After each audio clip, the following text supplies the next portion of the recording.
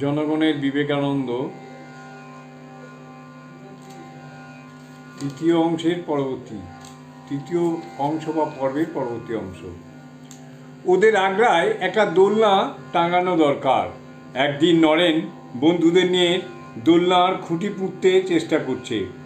রাস্তা থেকে এক সাহেব এসে ওদের সাহায্য করেছিল। হঠাৎ দড়ি ছিঁড়ে খুঁটিটা মাটিতে ছিটকে পড়াতে সাহেবের কপালে খুব আঘাত লাগলো। কপাল ফেটে রক্ত ঝরতে লাগলো। সাহেব জ্ঞান হারিয়ে মাটিতে পড়ে গেল। আশেপাশে সব লোক গেল পালিয়ে, কিন্তু নরেন এগিয়ে এলো। নিজের কাপড় ছিঁড়ে তা দিয়ে তার মাথায় পটি বাঁধল। বন্ধুরা জল আর হাওয়া দিতে লাগলো। একটু পরে সাহেবের চেতনা ফিরে এলো। দল বল নিয়ে নরেন 7-8 দিন তার সেবা করলো। তারপর একেবারে ভালো হয়ে যাওয়ার পর সাহেবকে বিদায় দিল।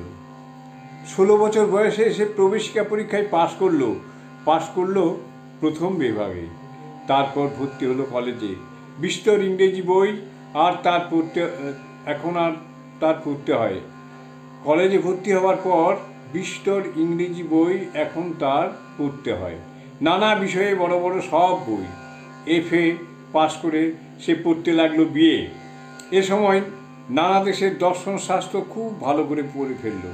এসব পড়ে মনের মধ্যে একটা প্রশ্ন খুব জোরালো হয়ে ওঠে, ভগবান সত্যি সত্যি আছেন কি না, তাকে কেউ দেখেছেন কি না?